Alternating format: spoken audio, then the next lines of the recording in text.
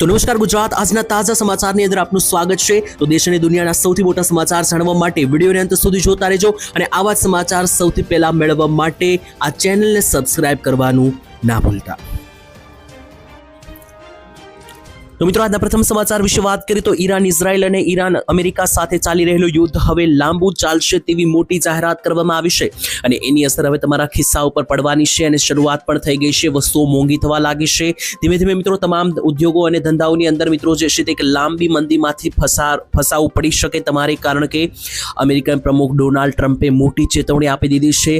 Donald ટ્રમ્પે મિત્રો માહિતી આપીને જણાવી દીધું છે કે ખાસ કરીને અમેરિકાની તરફથી એક ચેતવણી છે કે જો ઈરાન કોઈ નવા ઉત્તરાધિકારીઓ બનાવશે, એટલે કે એક ઈરાનના ઉત્તરાધિકારીને મારી નાખવામાં આવ્યા છે અમેરિકા તરફથી, અને જો હવે કોઈ નવા મિત્રો જે છે તે ખાસ કરીને બનાવશે તો અમેરિકા એને પણ તબાહ કરી દેશે।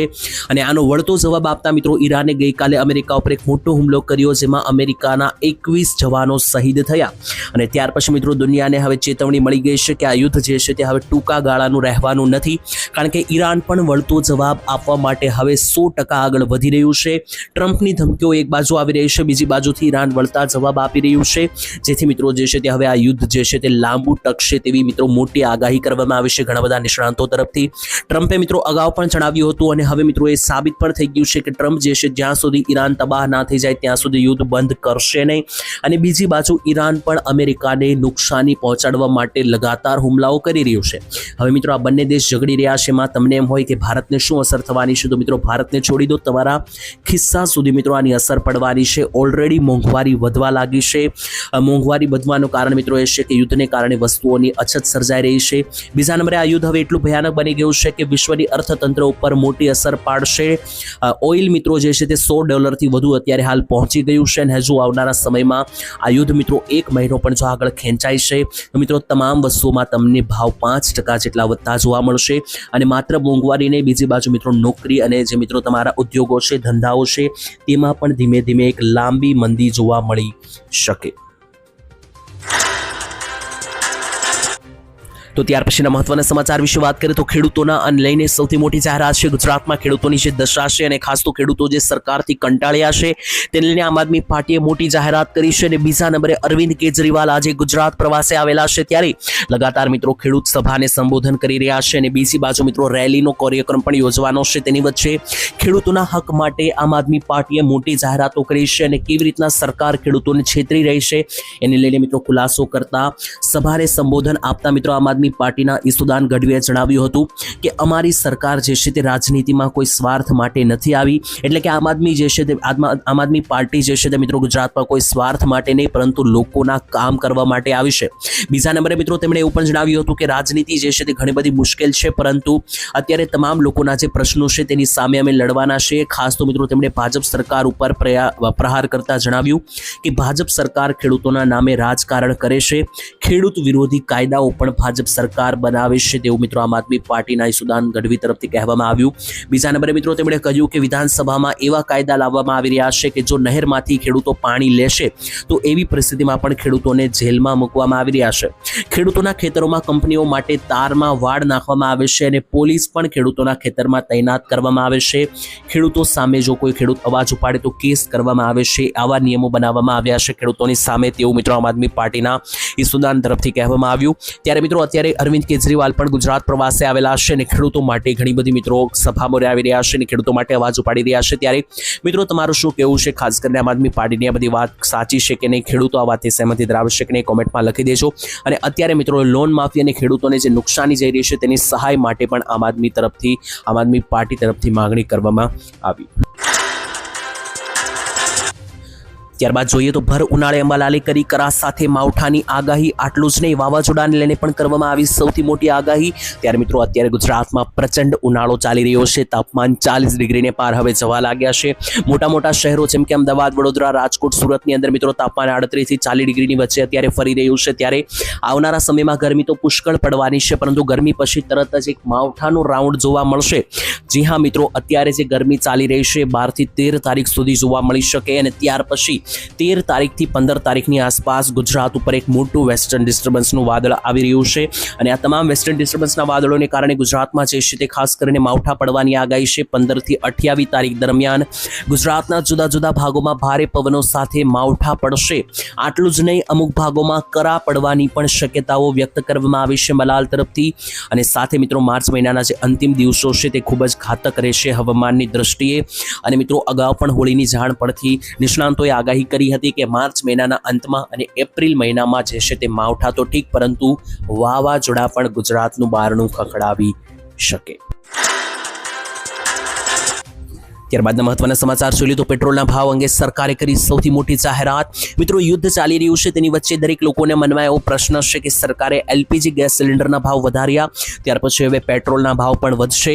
તો મિત્રો આનો જવાબ સરકારે આપ્યો છે અને લોકોને ગભરાવું નહીં તેવી માહિતી આપવામાં આવી છે, કારણ કે એલપીજી સિલિન્ડરના ભાવમાં વધારો થયા પછી પેટ્રોલ અને ડીઝલના ભાવમાં વધારો થશે કે નહીં તે દરેક લોકોના મનમાં પ્રશ્ન છે. ત્યારે કેન્દ્ર સરકારે આ સ્પષ્ટતા કરી છે. સરકારે જણાવ્યું છે કે રાજ્ય સરકારની માલિકીની જે તેલ કંપનીઓ છે તેમની પાસે વધતી જતી માંગને પહોંચી વળવા માટે પૂરતો સ્ટોક છે.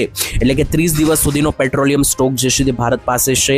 સ્થાનિક બજારમાં રસોઈ ગેસની અછતને સુનિશ્ચિત કરવા માટે દેશની રિફાઇનરીઓ તેમની ક્ષમતા વધારવા માટે એલપીજી ગેસ સિલિન્ડરના ભાવ વધારવામાં આવ્યા હતા, પરંતુ પેટ્રોલ કે ડીઝલના ભાવ જે છે તે મિત્રો વધશે તેવું લાગી રહ્યું નથી. તો તમામ લોકોએ જે છે તે મિત્રો ખાસ કરીને મૂંઝાવું નહીં, કારણ કે પેટ્રોલ ડીઝલના ભાવ જે છે તે 2022થી સ્ટેબલ છે. કોઈ પણ વધારો મોટો જોવા મળ્યો નથી અને અત્યારે પણ જોવા નહીં મળે તેવું મિત્રો જણાવવામાં આવ્યું. ત્યારબાદ જોઈએ તો સૌથી મોટા સમાચાર આવી રહ્યા છે. ભારત બન્યું નવું વિશ્વ વિજેતા. જ્યાં મિત્રો ભારતની અંદર અત્યારે T20 એટલે કે 20 ઓવરનો વર્લ્ડ કપ ચાલી રહ્યો હતો, જેની ફાઇનલ હતી. ત્યારે ભારત મિત્રો આ વિશ્વ વિજેતા બન્યું છે ફાઇનલ જીતીને. ત્યારે મિત્રો તમને જણાવી દઈએ તો મિત્રો સતત બીજો અને ત્રીજો T20 વર્લ્ડ કપ ભારત જીત્યા પછી ભારતીય ટીમ જે છે તે ગઈકાલે રાત્રે વર્લ્ડ કપ જીત્યા પછી તરત જ વર્લ્ડ કપ લઈને મિત્રો જે છે તે આઈસીસીના ચેરમેન જય શાહ કે જે મિત્રો અમિત શાહના દીકરા છે તેમની સાથે મિત્રો જે છે તે ભારતીય ટીમ ગઈકાલે અમદાવાદ હનુમાનજી મંદિરની પૂજા કરવા પણ પહોંચ્યા હતા. મિત્રો મેચ શરૂ થવાના પહેલા પણ મિત્રો હનુમાનજીના મંદિરે ગયા હતા અને ત્યાર પછી મેચ જીત્યા પછી પણ ટ્રોફી સાથે મિત્રો સમગ્ર ભારતીય ટીમ હનુમાનજીના મંદિરે મિત્રો અમદાવાદ હાજર રહી હતી.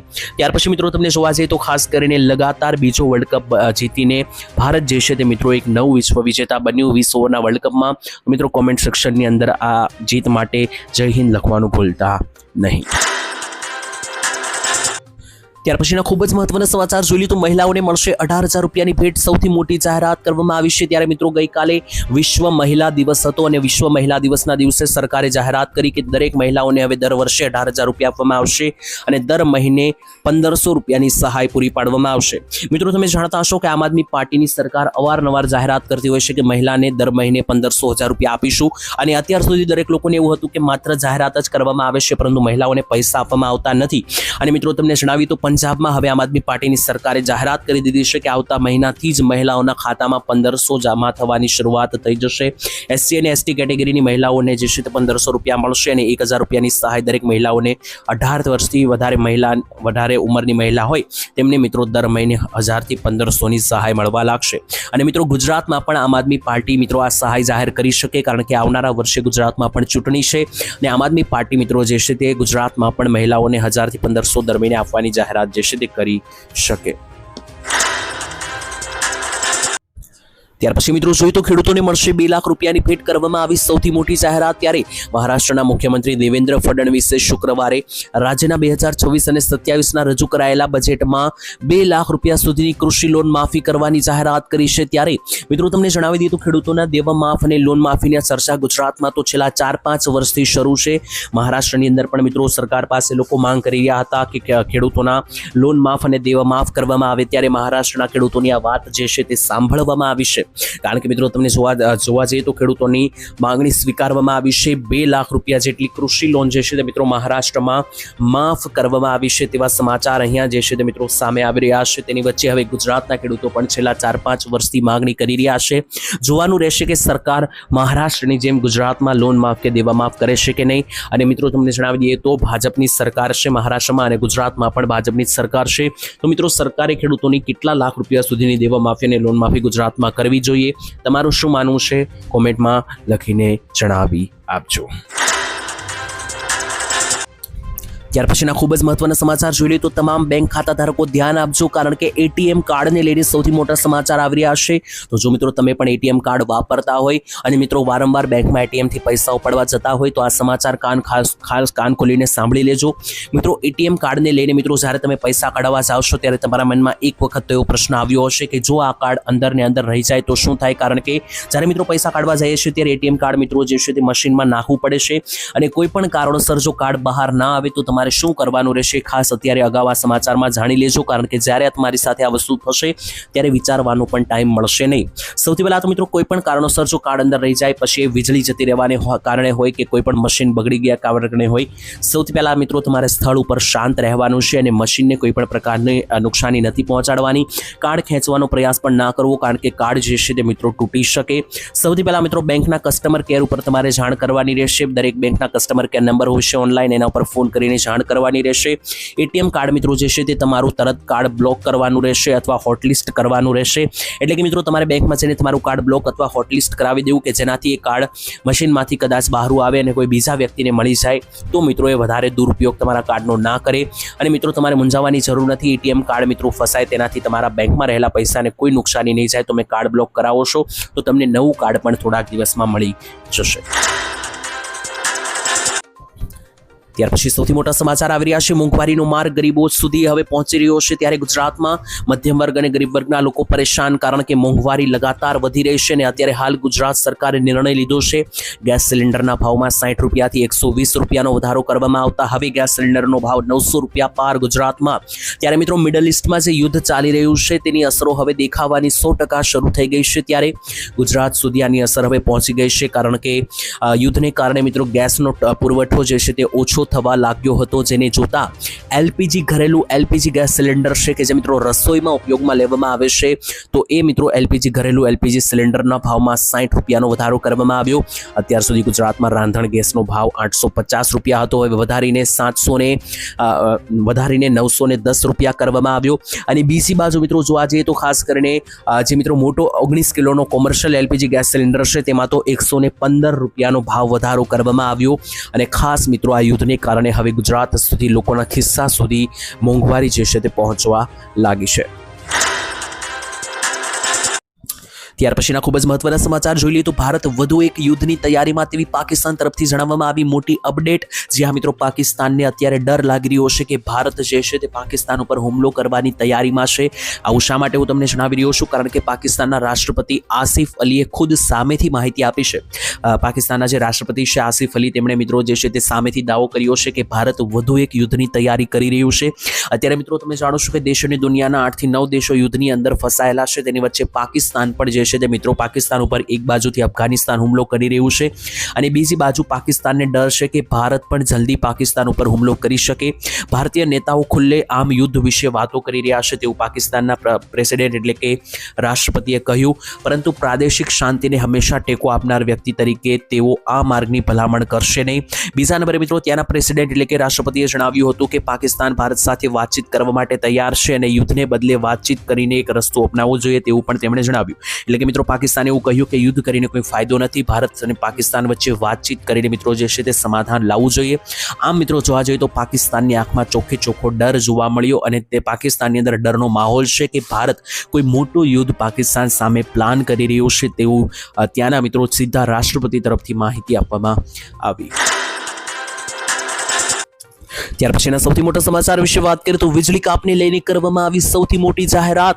ભારતમાં મિત્રો દર વર્ષે ઉનાળો આવતા જ વીજળી કાપને લઈને માહિતીઓ આવતી હોય છે, કારણ કે વીજળીના માંગ વધતી જતી હોય છે, કારણ કે શિયાળામાં મિત્રો વધારે વીજળીનો વપરાશ રહેતો નથી, પરંતુ ઉનાળામાં એસી કુલર અને મિત્રો પંખા વધારે ફરતા હોય છે, જેથી વીજળીની માંગ વધે છે. અને મિત્રો અત્યારે જે ઉનાળો શરૂ થયો છે તે પહેલા જ મિત્રો વીજળીની શરૂઆત વધી ગઈ છે, ભાવ વધી રહ્યા છે અને બીજા નંબરે મિત્રો જોઈએ તો માંગ વધી રહી છે.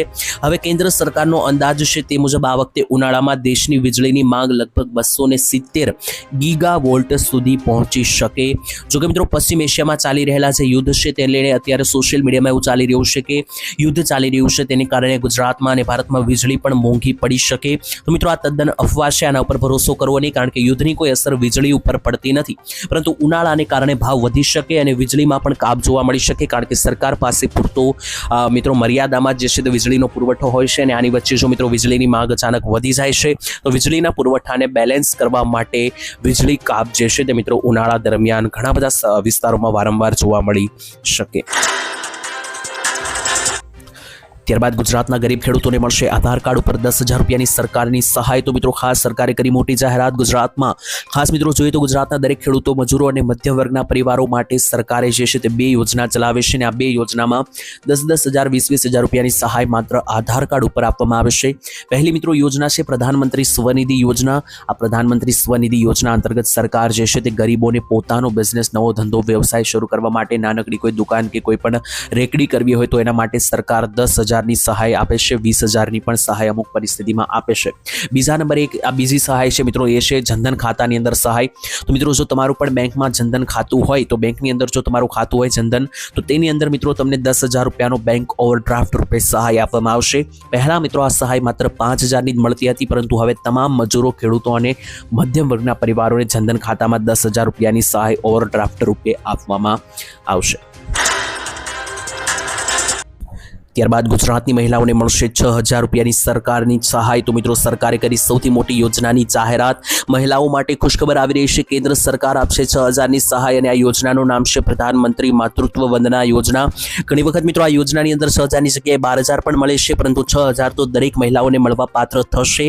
આજે પ્રધાનમંત્રી માતૃત્વ વંદના યોજના છે તેમાં સરકાર ગરીબ મહિલાઓને પ્રસૂતિ સમયગાળા દરમિયાન જે છે તે મિત્રો પૈસા આપે છે. પ્રથમ વખત ગર્ભવતી થનારી મહિલાઓને નાણાકીય સહાય આપવામાં આવે છે. આ યોજના 2017 ની શરૂ કરવામાં આવી છે, જેમાં પ્રધાનમંત્રી ગર્ભાવસ્થા સહાય યોજના અંતર્ગત પણ આ યોજના ઓળખાય છે, જેમાં સરકાર જે છે તે એટલા માટે રૂપિયા આપે છે. આ યોજનાનો હેતુ એ છે કે માતા અને બાળક સારું પોષણ મેળવી શકે, યોગ્ય પદાર્થો ખાઈ શકે, એટલે કે પોષણને લઈને મિત્રો આ સરકાર યોજના ચલાવે છે, જેમાં 6,000 રૂપિયા આપવામાં આવે છે. આ સહાય જે છે મિત્રો 3 હપ્તા રૂપે પણ આપવામાં આવે છે. તો 3 હપ્તાની અંદર ટોટલ 6,000 રૂપિયાની સહાય જે છે તે પ્રધાનમંત્રી માતૃત્વ વંદના યોજના અંતર્ગત હવે મળવા પાત્ર રહેશે.